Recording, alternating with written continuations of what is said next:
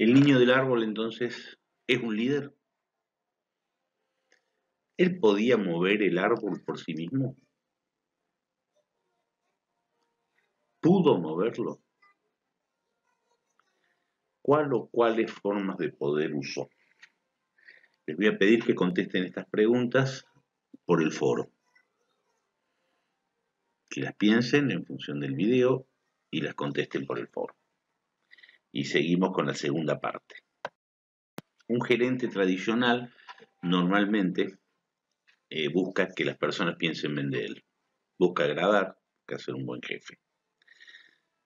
Un líder busca que las personas piensen mejor acerca de sí mismas y que sean más poderosas.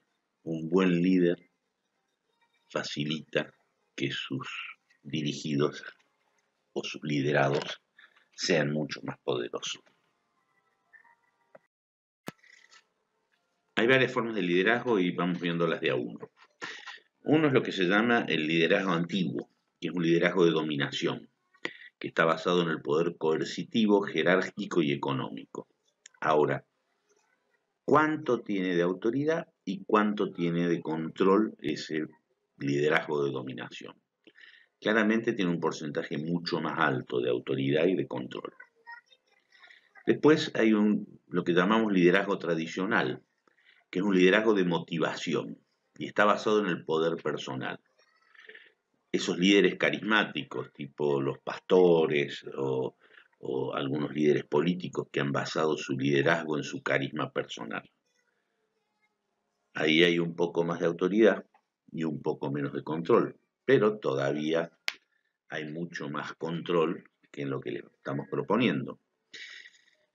Hay un liderazgo actual, le llamamos actual, que es el liderazgo de influencia, que está basado en el poder personal y el relacional, nuestra capacidad personal y a través de nuestras relaciones de ser poderosos y de ejercer el liderazgo. Ahí hay más autoridad y menos control. Y después hablamos de un liderazgo futuro que llamamos liderazgo social, que está basado en los poderes social, relacional y personal, y que tiene mucha autoridad y muy poco control. ¿Estas formas son buenas o malas en sí mismos? No. Son útiles, funcionales según nuestros objetivos.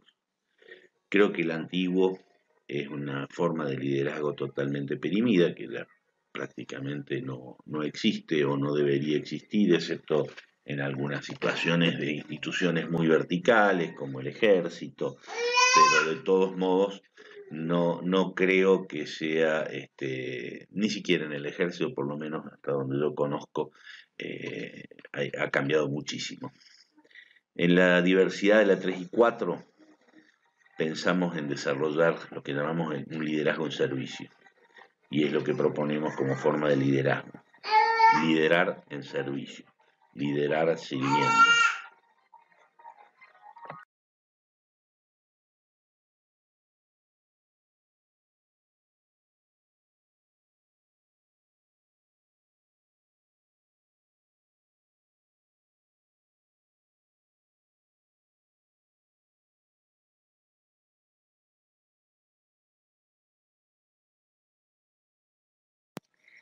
Hace mucho, cuando empecé mi carrera profesional como ingeniero agrónomo y como consultor o asesor, tuve la oportunidad de tener a un maestro, un colega de unos años más grande, que me dijo, hay dos formas de asesorar.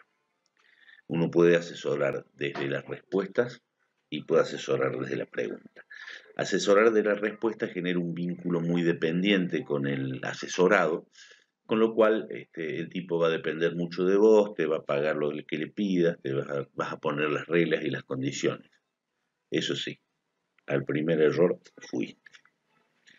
El asesorar de la pregunta promueve el desarrollo personal tuyo y el desarrollo personal de tus asesorados.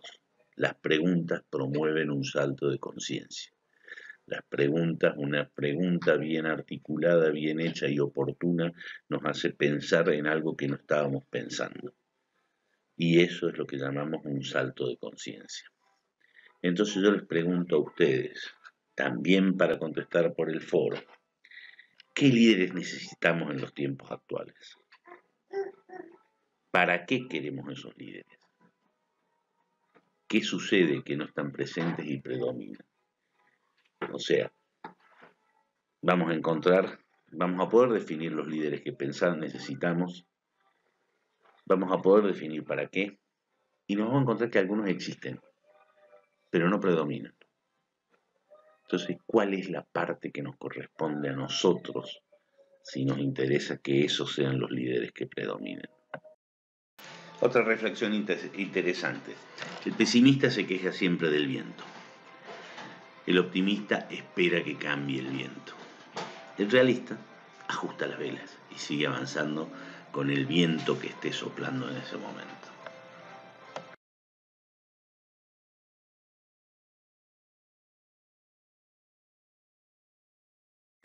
Entonces, con respecto al fenómeno del liderazgo, no los invitamos a ser pesimistas ni optimistas, sino a ser realistas y ajustar las velas. Y en ese ajustar las velas, reflexionamos, conversamos y proponemos un modelo al que le vamos a llamar liderazgo en servicio. Creemos en esto, que el verdadero liderazgo debe definirse en un contexto social y necesariamente debe conducir a un cambio social que sea una mejora social.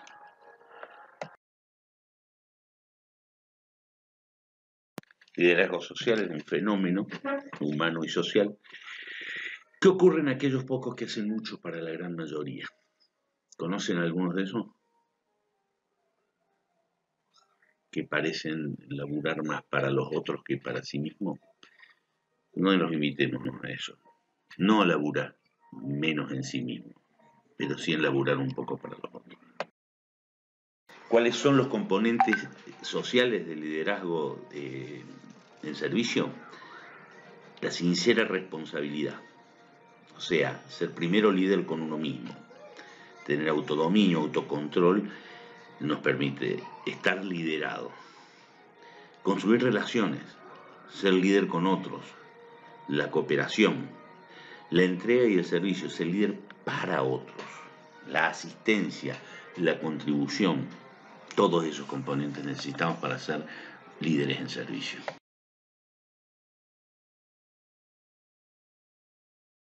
Los invito a leer las tres y reflexionar sobre las tres definiciones, que están muy buenas las tres. Pero me encanta la de Peter Senge, la última, que dice que significa andar para adelante y que todos los seres humanos tienen la capacidad de adelantarse. Bueno, para aquellos de ustedes que se propongan ser líderes, les voy a dar un listado de las competencias genéricas necesarias. 1. Reinterpretar el liderazgo como un fenómeno de servicio. 2. Confiar y ser confiable para facilitar el desarrollo efectivo con resultados sustentables de personas y organizaciones. Confiar y ser confiables. Hemos hablado de eso. Comprometerse y ser movido por la fuerza del compromiso. Trabajar aceptación y flexibilidad. Son cosas que tenemos que aprender. Aceptar y ser flexibles. Busquemos armonía emocional. Pasemos de la angustia a la expansión. Buscar el compromiso y promover el camino de la cooperación solidaria, no la competencia. Ser más cooperativos y menos competitivos. Mejorar la calidad de la gestión de personas y talentos. Auspiciar la mirada sistémica y gestión por procesos sin dejar de fomentar la creatividad e innovación. Hemos asesinado la creatividad con nuestro sistema educativo que castiga el error. Le permitamos a la gente equivocarse para que haga cosas y rescatemos los aprendizajes que corresponde rescatar. Y creemos el contexto para hacer que las cosas pasen en una cultura resultadista. Escuchemos con apertura y hablemos con responsabilidad. ¿Cuáles son las cualidades personales de un líder en servicio? Uno es el motor, que es el compromiso como poder personal de elegir servir. La confianza como poder relacional de fiar con y ser fiable para comunicarse como poder social de coordinar acciones con los demás en base a objetivos comunes. ¿Cuáles son las competencias de gestión? La capacidad de observar y pensar estratégicamente, la capacidad de analizar y proponer alternativas que emerjan de la diversidad, la capacidad de sostener un proyecto sin perder el equilibrio en su manera de ser, hacer con competencias y producir resultados.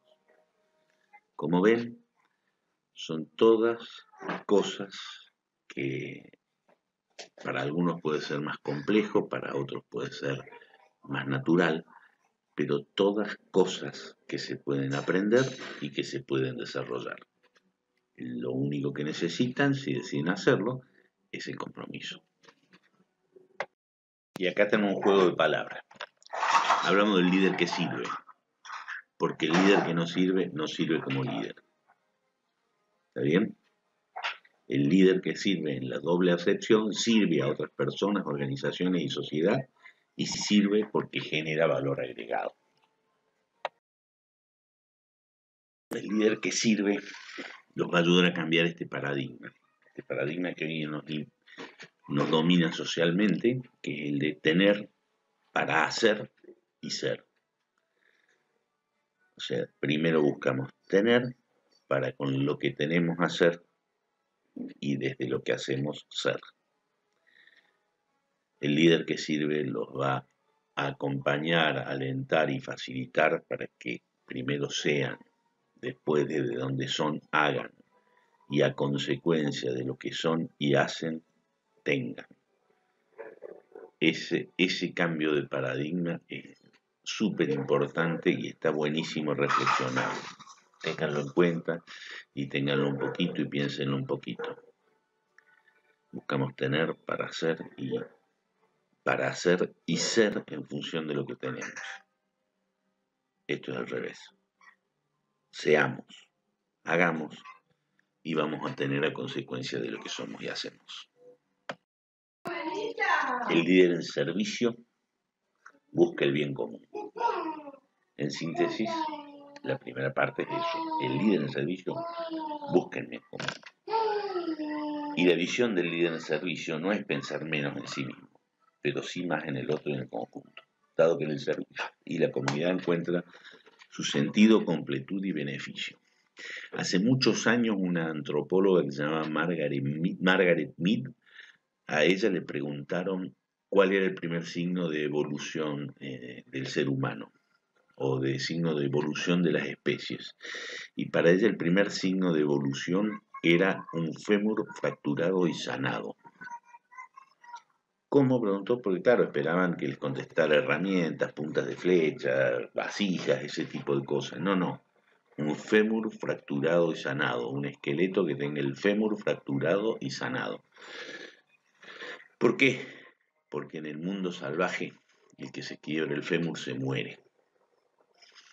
En cambio, el que se quebró el fémur y sanó es porque probablemente hubo alguien de la misma especie o de otra que lo acompañó, que lo cuidó, que lo alimentó, que le trajo agua, que lo cuidó de los otros animales hasta que sanó el fémur, que puede llevar 30, 60, 90 días.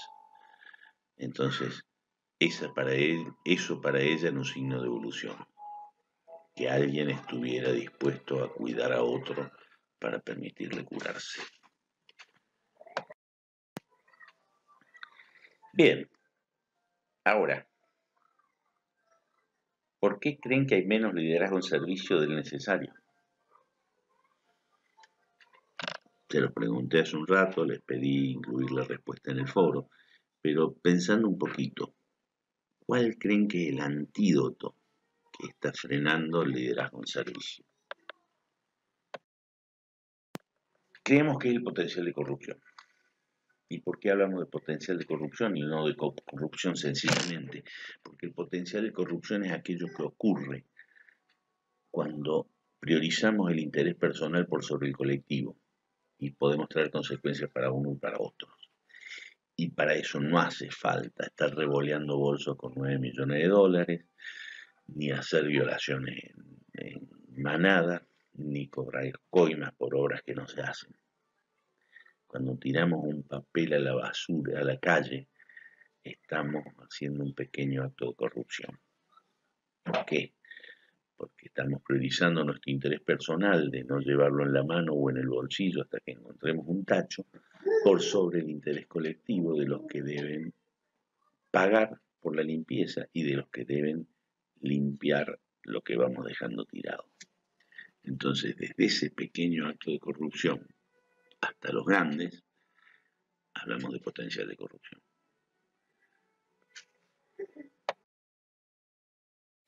Bueno, por último les voy a presentar al que para mí es uno de los grandes líderes políticos del mundo en cuanto a la influencia que tuvo cultural sobre su pueblo. Y les voy a contar un poquito de historia porque tal vez no lo conozcan. Nelson Mandela es sudafricano. En Sudáfrica, hasta hace muy poco tiempo, los negros no podían votar. Eran la mayoría del pueblo africano, pero como no podían votar, eran gobernados por los blancos. Hace muy poco, Y los blancos los tenían prácticamente esclavizados, manejaban a gusto y piacere, y los negros eran la inmensa mayoría. Nelson Mandela estuvo 23 años preso por luchar contra esa costumbre que se llamaba apartheid. En algún momento el mundo entero bloqueó a Sudáfrica y los aisló del mundo en lucha contra el apartheid, y lograron por fin, la colectividad mundial logró que un gobierno blanco cambiara los estatutos o la constitución o lo que fuera para permitir elecciones. Y Nelson Mandela, con 70 y pico de años, salió de la cárcel y fue electo presidente. ¿Por qué hablo tanto de él? Porque él tuvo la tentación de sus aliados en ese momento de tomar revancha de todos los años que habían pasado, de excluir a todos los blancos de la administración pública, es lo que querían muchos de sus amigos, de salir a cazarlos como habían sido cazados y de maltratarlos como los habían maltratado. Y él eligió el camino de la paz. Y él, así como se mantuvo sano y erguido durante los 23 años que estuvo preso en una celda que todavía se puede visitar en una prisión que se llama Robben Island, en una celda de 2 por 1,5, estuvo 23 años, y ahí él declaró que solamente podían tener preso su cuerpo, que su mente y su espíritu no iban a estar presos nunca. Terminó amigo de los carceleros y terminó liderando Sudáfrica casi hasta su muerte. Y bueno, acá hay algunas de las cosas que él habla del liderazgo que son sumamente interesantes. Y después les recomiendo ver el video que voy a poner en el link, que tiene una anécdota. El deporte de los negros era el fútbol. El deporte de los blancos en Sudáfrica era el rugby. Prácticamente no había negros que jugaran al rugby, y era un lugar donde se sentían particularmente segregados y donde más fuerte era el apartheid. Y a ellos les tocó hacer un mundial en la presidencia de Mandela, un mundial de rugby. Y Mandela se relacionó de una manera completamente distinta con el rugby y con el capitán. Hay una película muy interesante que les voy a poner un video donde él le habla al capitán blanco del equipo de rugby, y lo estimula para los partidos. Fue realmente, cambió la bandera, cambió el himno y logró que todo el pueblo sudafricano festejara el campeonato mundial del rugby que ganaron en Sudáfrica. Les recomiendo ver el video al final de esto. Bueno, y por último, un video un poco más divertido que tiene que ver con otra forma de ser líderes, con una forma distinta de ser líderes, y que termina diciendo que el liderazgo está un poquito sobrevalorado. Gracias y nos vemos en la próxima clase.